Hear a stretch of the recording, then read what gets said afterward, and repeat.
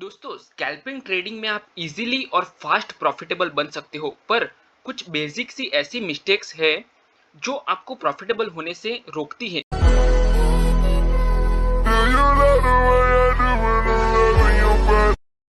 तो यही मिस्टेक के बारे में, यही कुछ स्कैल्पिंग ट्रेडिंग के हैक्स के बारे में मैं आपको बताने वाला हूँ। और ये 5-6 चीजें ऐसी है जो आपको स्कैल्पिंग में प्रॉफिटेबल बनने से रोक रही है, और उसको आप कैसे रेक्टिफाई कर सकते हो, कौन सी मिस्टेक है उसको आइडेंटिफाई कैसे कर सकते हो, ये सारी चीजें मैं इस वीडियो में आपको बताने वाला हूँ। ठीक है, तो वीडियो को ध्यान से देखना और पूरा देखना, ताकि आप पूरी लर्निंग लेके जाओ यहाँ से। ठीक है, चलिए हम लोग without wasting our time we will start the video. देखिए, यहाँ पे मैंने चार्ट ओपन किया हुआ है। उससे पहले मैं आपको कुछ बेसिक सी इन्फॉर्मेशन देना चाहता हूँ। होता क्या है कि मार्केट में जो ये स्कैल्पिंग है वो एक स्ट्रेटेजी है। अगर मान लो कि आप स्कैल्पिंग में ट्रेड करते हो, तो आपको पहले ये आइडेंटिफाई करना है कि मार्केट में कब मोमेंटम आ रहा है। स्कैल्पिंग एक ऐसा तरीका है कि जहां पे आप मोमेंटम में ट्रेड कर सकते हो। अगर मान लो कि आपको ट्रेड में एंट्री करनी है, तो उससे पहले आपको ये अपना जो माइंडसेट है उसको रेडी करना है कि मुझे मोमेंटम कहाँ पे मिलेगा। ठीक है, अगर मान लो कि आपने एंट्री लिया और फट करके आपको एग्जिट करना है एक ही कैंडल के अंदर, मतलब 2-3 मिनट में आपका एग्जिट हो जाना चाहिए। ठीक है, बड़ी सी क्वांटिटी के साथ आप लेते हो ट्रेड, और आपका जो ट्रेड है वो, अगर मान लो कि 10:15 में आपने एंट्री किया है, तो 10:16 पे आपका एग्जिट भी हो जाए तो भी चलेगा, कोई इशू नहीं है। मतलब जो आपका ट्रेड है वो प्रॉफिट में क्लोज होना चाहिए 1:2 के अप। ठीक है, या फिर आप 10:17 को क्लोज कर दो, 10:18 पे क्लोज कर दो, अगर 10:15 की एंट्री है तो। ठीक है, तो आप 2-3 मिनट 5 मिनट में भी अपना जो ट्रेड है उसको क्लोज कर सकते हो, इसमें कोई वो नहीं है, इशू नहीं है। पर आपको एंट्री आपका परफेक्ट पता होना चाहिए कि मुझे यहाँ पे, अगर मान लो कि ये कितने बजे की कैंडल है, ये 10:05 की कैंडल है, 10:05 की कैंडल में आपने एंट्री लिया और आपका जो एग्जिट है वो 10:08 में निकल गए आप ट्रेड में से। ठीक है, तो ये होता है पावर ऑफ स्कैल्पिंग। ठीक है, दूसरी चीज उसमें, ये पहली जो चीज मैंने बताई वो मोमेंटम है, इसको ध्यान से रखना। और अभी नोट्स है आपके पास तो लिख लो, या फिर वीडियो को सेव कर लो। मोमेंटम मोमेंटम होना चाहिए, और आपको मोमेंटम के साथ ही ट्रेड करना है। कुछ लोग क्या करते हैं कि मार्केट जब भी इस तरह का साइडवेज होता है तो यहाँ पे स्कैल्पिंग करते हैं, तो यहाँ आपको जो स्पाइक है वो नहीं मिलेगा। अगर मान लो कि बाइंग सेलिंग यहाँ पे आप करते रहे तो बार बार, तो आपको कोई स्पाइक मिलने नहीं वाला। ठीक है, आपका यहाँ पे लॉस होगा, ये सिंपल सी चीज है।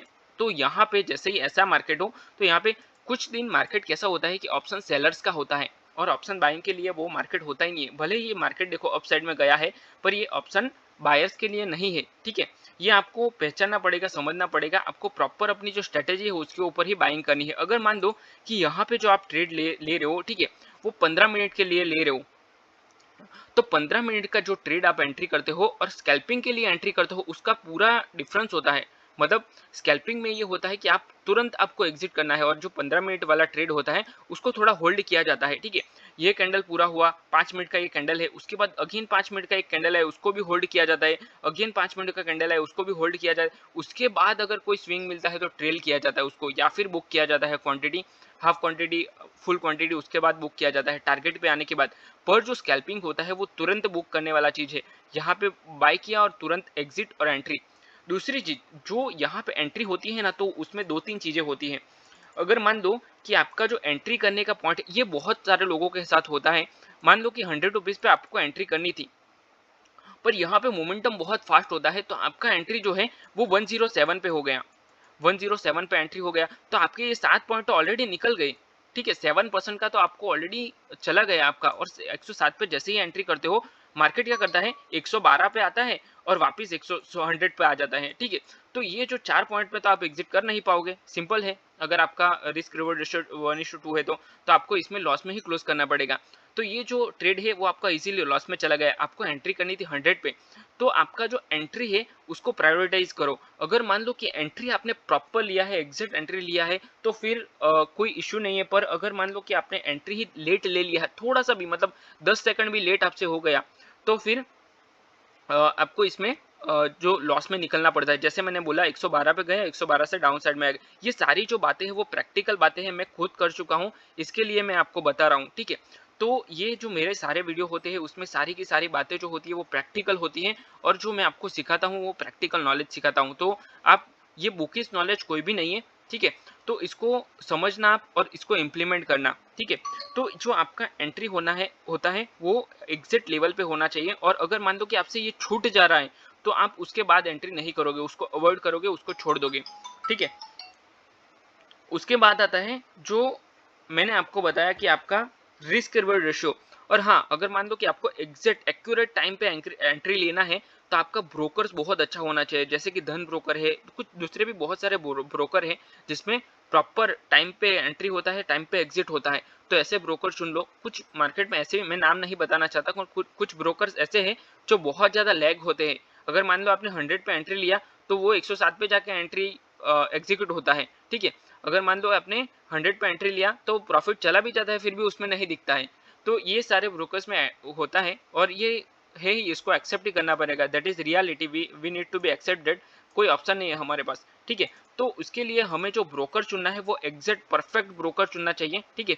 हाँ, ग्लिच तो हर एक ब्रोकर में होता है, पर जिसमें सबसे कम हो वही हमें चुनना चाहिए। हाँ, खर्चा चाहे थोड़ा और ज़्यादा दे देना, जैसे कि ब्रोकरेज हो गया, पर ब्रोकर परफेक्ट चाहिए अपने को, ठीक है? अगर आपको बड़ी क्वांटिटी के साथ ट्रेड करना है।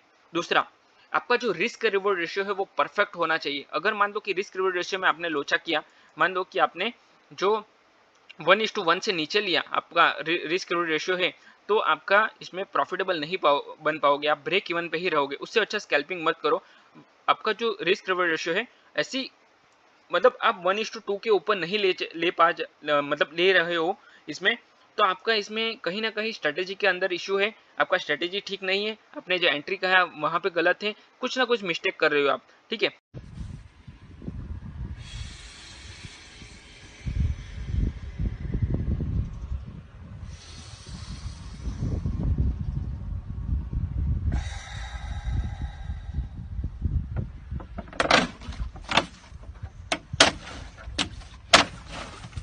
तो आपका 1:2 से ऊपर का रिस्क रिवॉर्ड रेशियो होना चाहिए।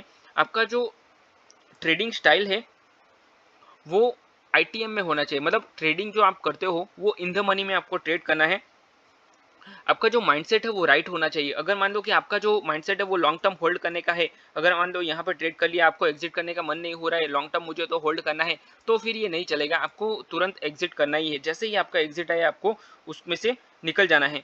आपका जो स्ट्रेटेजी है वो एक्यूरेट होना चाहिए, मतलब अगर मान लो कि आप जो स्ट्रेटेजी पे यूज करते हो उसमें 50% से ज़्यादा की एक्यूरेसी होनी चाहिए। अगर मान लो कि 50% से कम है तो फिर आप इसमें ब्रेक इवन पे रहोगे, आप इसमें प्रॉफिटेबल नहीं हो पाओगे।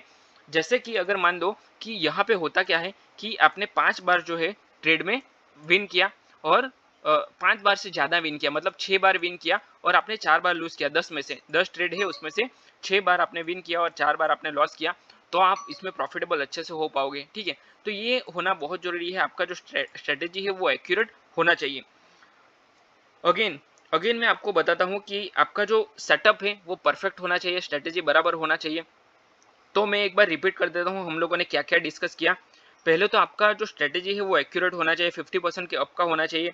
आपका जो बाइंग है, आपका एंट्री है वो परफेक्ट होना चाहिए। आपका टाइमिंग परफेक्ट होना चाहिए। टाइमिंग के ऊपर थोड़ा सा और मैं ब्रीफ करता हूँ टाइमिंग क्या है।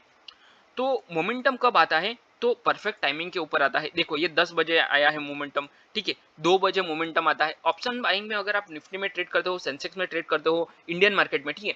तो यहाँ पे कुछ टाइम ऐसे हैं जैसे कि 9:15 से लेके 10 बजे तक। तो ये जो टाइमिंग है यहाँ पे फास्ट मोमेंटम होता है।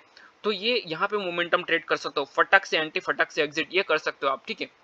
उसके बाद आता है 10 बजे या फिर 11 बजे का मोमेंटम होता है, 2 बजे एक मोमेंटम है, 2:20 को होता है, 3 पीएम को होता है। तो ये जो सारा टाइमिंग है 2:30 बजे होता है। तो ये सारा टाइमिंग के ऊपर आप एंट्री कर सकते हो, और एंट्री के साथ एग्जिट तुरंत इसमें मिल सकता है। तो ये सारे टाइम पे मोमेंटम होता है, बाकी सब टाइम पे मार्केट साइडवेज हो जाता है। तो ये आपको पहचानना है कि कौन से टाइम पे मुझे एंट्री करना है, कहाँ पे एग्जिट एंट्री करना है, ये आपको माइंड में होना चाहिए। उसके हिसाब से आप इसमें स्कैल्पिंग बहुत अच्छे से कर सकते हो, ठीक है? आपका रिस्क रिवॉर्ड रेशियो अच्छा होना चाहिए। आपका मोमेंटम ट्रेडिंग के साथ आपका ट्रेड होना चाहिए। मतलब आपको जो ट्रेड करना है वो 5 मिनट या 3 मिनट के टाइम फ्रेम में ही करना है। अगर मान लो कि आप 15 मिनट टाइम फ्रेम में कर रहे हो तो वो स्कैल्पिंग नहीं है, वो लॉन्ग टर्म होल्डिंग ट्रेड है, ठीक है? तो आपको 5 मिनट या फिर 3 मिनट में ही ट्रेड करना है। 1 मिनट में कर सकते हो पर थोड़ा सा रिस्की हो जाएगा, तो मैं आपको एडवाइस गाइड नहीं करूंगा। आप 5 मिनट या 3 मिनट में कर लो, ठीक है। वो भी एक स्कैल्पिंग ही होता है। ट्रेडिंग इन द मनी में आपको ट्रेड करना है। आपका माइंडसेट राइट होना चाहिए। जैसे कि अगर आपको स्विंग ट्रेड करना है और आप स्कैल्पिंग करो तो ये गलत है। आपका परफेक्ट माइंडसेट स्कैल्पिंग के लिए ही होना चाहिए, पर्टिकुलर, ठीक है। तो ये जो सारी चीजें मैंने बताई वो सारे इसके हैक्स है स्कैल्पिंग ट्रेडिंग के। तो ये सारी चीजें जो 6 बात मैंने बताई वो अगर आपने आइडेंटिफाई कर ली और 6 बात आपने सीख ली, ये बेसिक सी मिस्टेक आप नहीं करोगे, तो आप इसमें जल्दी फास्ट प्रॉफिटेबल बन सकते हो, ठीक है। तो आई होप ये वीडियो में जो मैंने बताया आपको वो पसंद आया है। अगर आपको ये वीडियो अच्छा लगा तो लाइक करो, चैनल को सब्सक्राइब करो और अपने को दोस्तों के साथ भी शेयर करो। और अगर आपको ऑप्शन ट्रेडिंग सीखना है तो मैंने बहुत सारे वीडियोस बना रखे हैं और उसका प्लेलिस्ट लास्ट में दिया है, वो प्लेलिस्ट आप चेक कर सकते हो। उसमें से अगर आपको कोई वीडियो अच्छा लगे तो वो आप चेक करो और उसमें से कुछ ना कुछ learning low. Mean in short ये चैनल पे जो भी वीडियो आता है उसमें आपको कुछ ना कुछ लर्निंग मिलेगी और आपका जो ट्रेडिंग है उसमें इंप्रूवमेंट आएगा, ठीक है। तो चलिए हम लोग वीडियो को यहीं पे क्लोज करते हैं, मिलते हैं नेक्स्ट वीडियो में। Till then bye bye and thanks for watching this video.